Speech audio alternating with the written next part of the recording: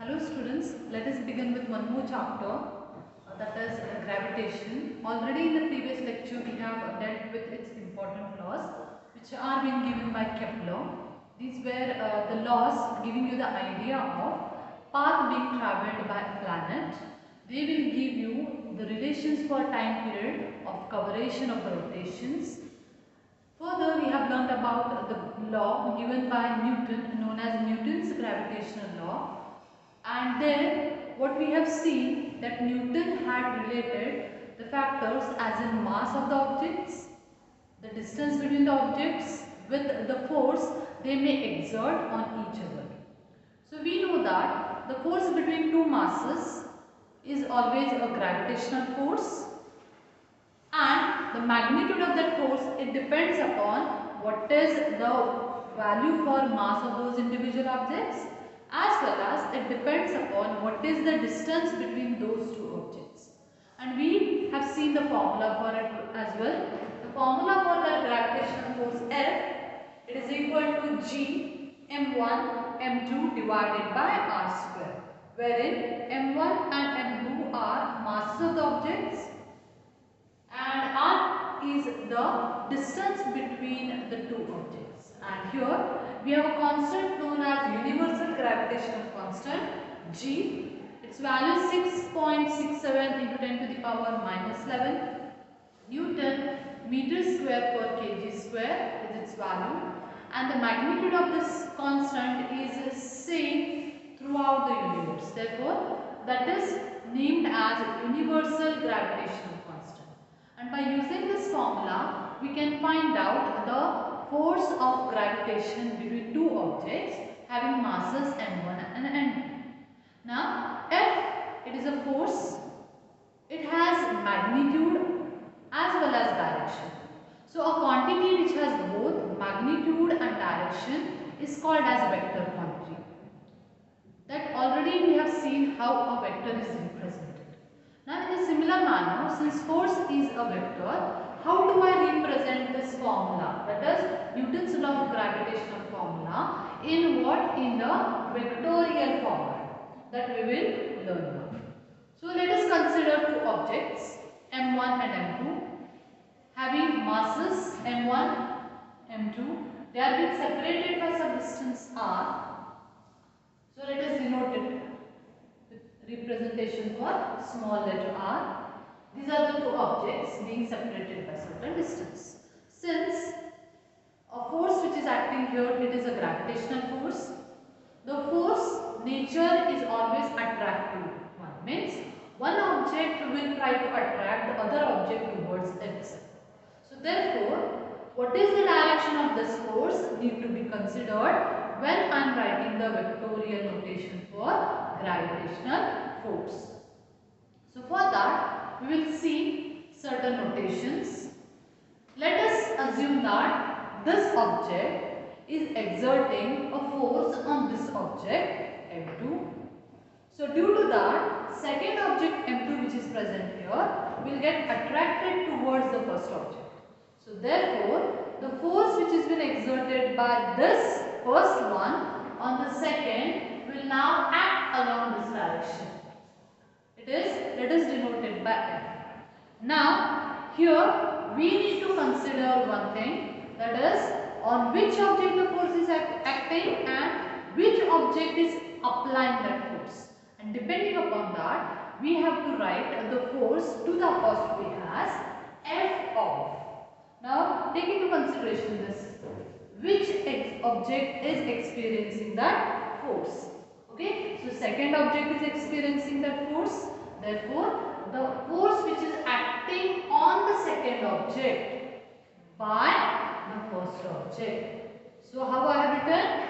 F of 2, 1. This is on which and this is by which. Therefore, the representation is like this.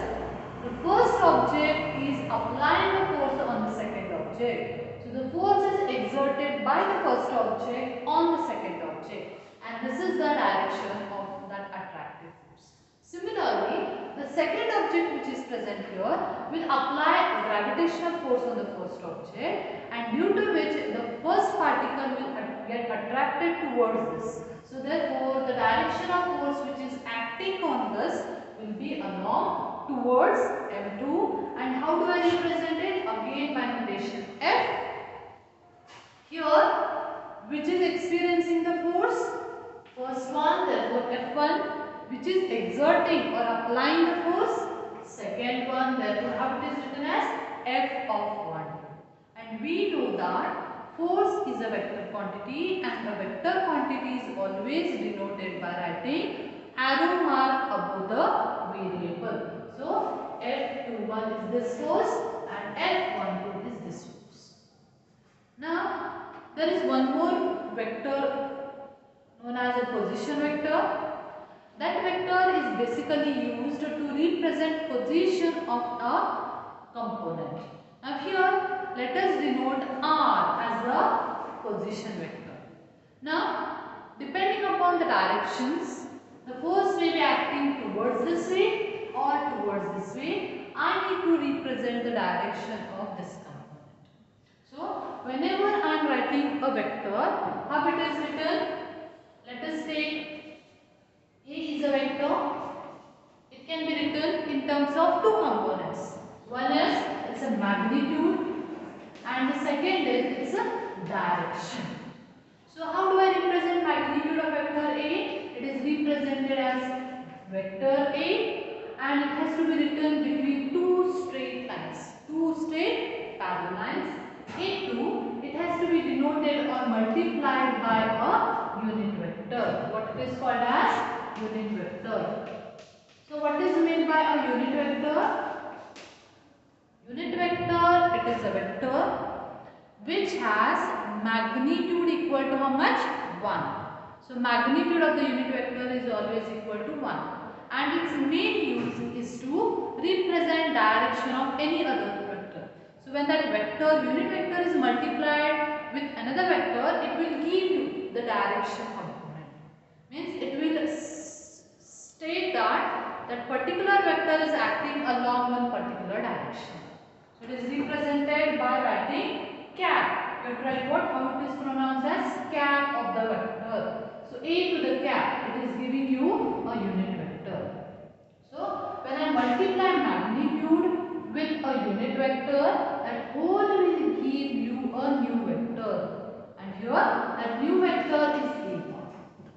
Now same componental variations we will use or we will apply over here. That is the forces which are been experiencing. Okay. So let us write the formula for F of force on the second vector due to the first. Okay. So force on the second due to the first, it is written as magnitude of the vector. So what is the magnitude? G is the constant as it is.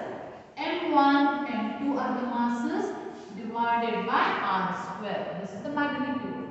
And what about the unit vector? So unit vector is the vector which is giving you the direction. Now let us denote that unit vector by R. Now to the base what we have to write. That is one more important thing here. So in this case the direction is like this. Isn't it? The direction of F21 is towards this. Now here when a vector is represented, it has 2 points. One is known as tail and the other is head. One is known as what? Tail and the other is head.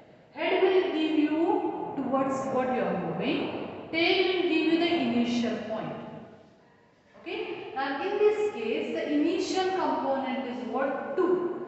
And where it is acting? Towards 1. So how it has to be written? R of. First we write towards what? Towards 1 and from 2. Understood? So R of 1 to cap is giving you the direction of force F1. So when I multiply this here, I am getting this is the vectorial notation for F of 1. Understood this how I have written?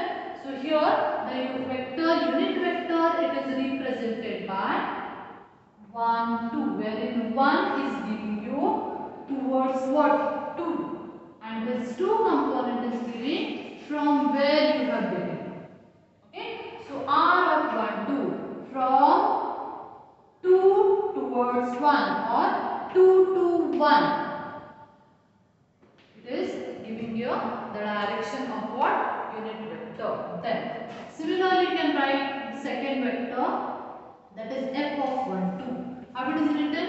Again g of m1 m2 divided by r square, the magnitude of that force, into the unit vector. Now see here, for this what will be the unit vector? It is r again with cap, and what you write at the denomination?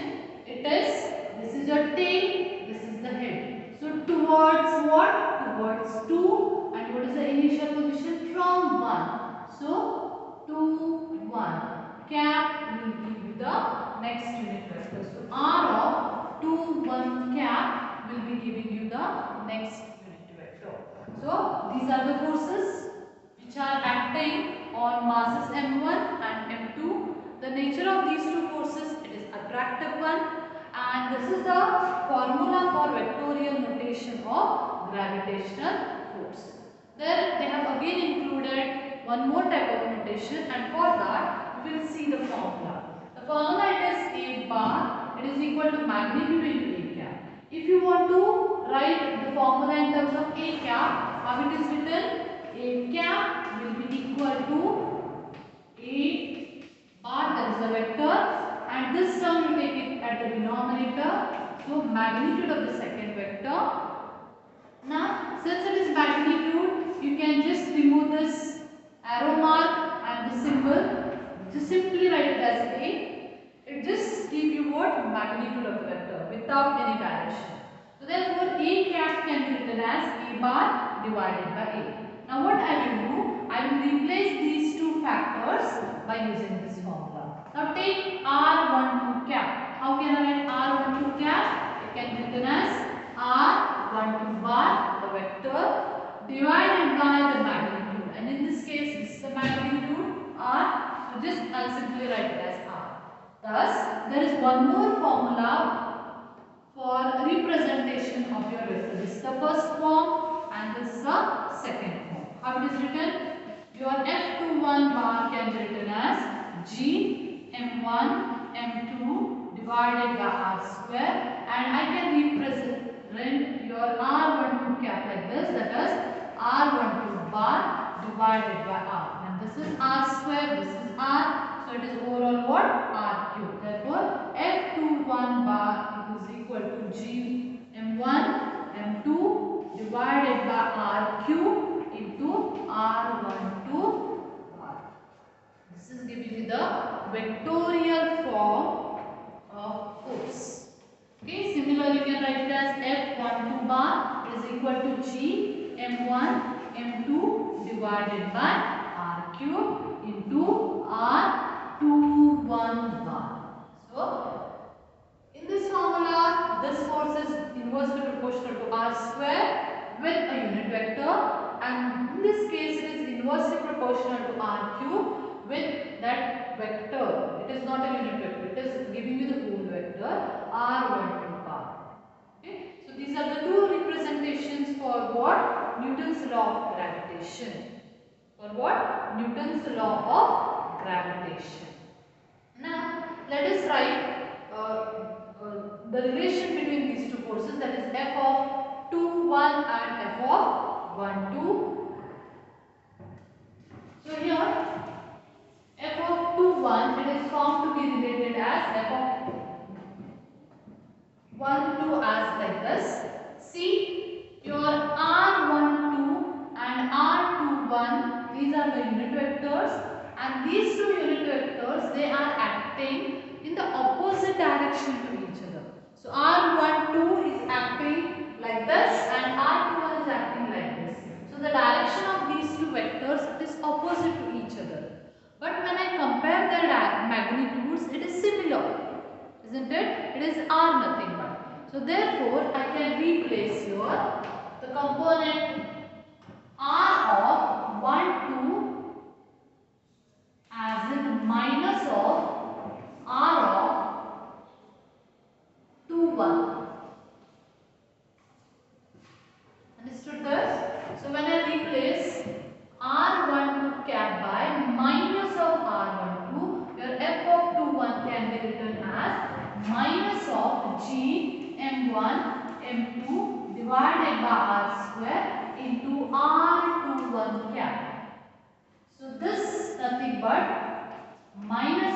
of gm1 m2 divided by r square into r2 1 cap, it is nothing but f of 1 2. So it is minus of f of 1 2.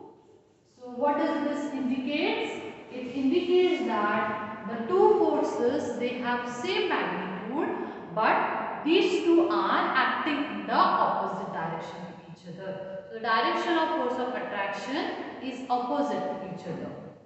Now take one example, that is one object is there and it is lying on the surface of the earth. Not only that object lies on the surface of the earth, there are n number of objects which are lying around it. Now each object will exert a force on it. So first object may exert F1 force, second is applying force F2. There may be n number of particles which are applying F of n force on it. So what is the net force which is acting on that single particle? It is obtained by taking a vector sum of the all forces. Why I have used the term vector sum? Vector sum will give you not only the magnitude but direction. Just now I have replaced r12 cap as a minus of is the direction of r12, it is opposite to r21. So direction also matters. So when I add some components with the direction, then that addition is called as vector sum. It is called as what? Vector sum. So therefore, if a single object is there on which the net force acting, okay, may be written as vector sum of the forces, that is F1 plus F2. Remember, the notation is important, that is it is a vector and so on up till f of n. Now how it is represented? Magnitude of the vector into direction, second its magnitude into direction and so on. So if the direction is opposite, then this plus sign will be written as minus. Is the point clear? Therefore, it is nothing but vector sum of, it is vector sum of all the forces which are acting on the given object. Is the point clear?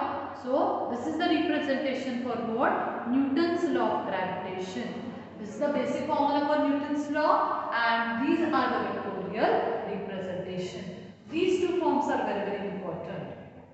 And these formulas will be used mathematically, means when we solve some numericals, these formulas will be used. So today we have completed the component or the concept of force which is acting on a given object. Remaining content we will see in the next class.